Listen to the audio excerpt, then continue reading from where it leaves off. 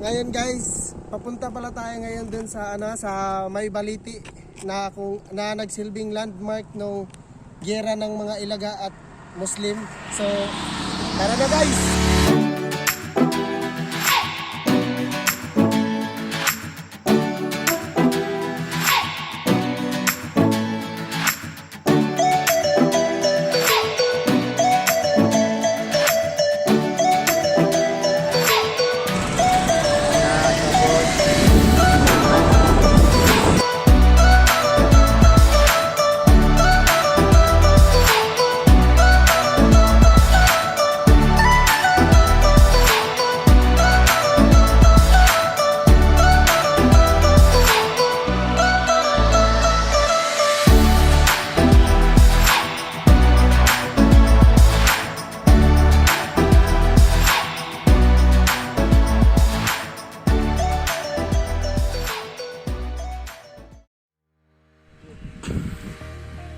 So guys, mo din ang spot ng Baliti nga katong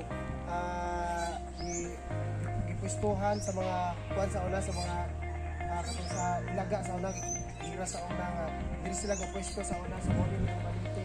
Mo din ang spot sa katong ilang gipwestuhan sa una. Sa kung asa sila nagbutang sila ang mga armas, diri sila gapwesto sa una. So diri gid part topic ang gira sa una katong year 1971 to year 1972. So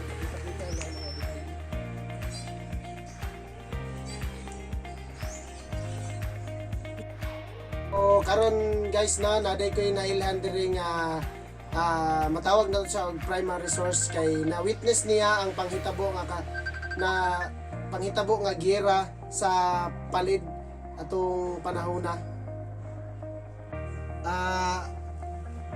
Kanang pwede ba ko mangutana or mga information sa katong kung unsay mong nahinumduman nga mga kung kanus ato or unsang nahitabo atong panahon na sa 1971 o 1972 ang nahitabo na sa palit katong gubat sa mga panahon sa mga Ilaga o katong sa mga sundalo o sa Muslim na human 1972 ang gubat diya itong gibumbahan sa helicopter jeep morto na ibawan.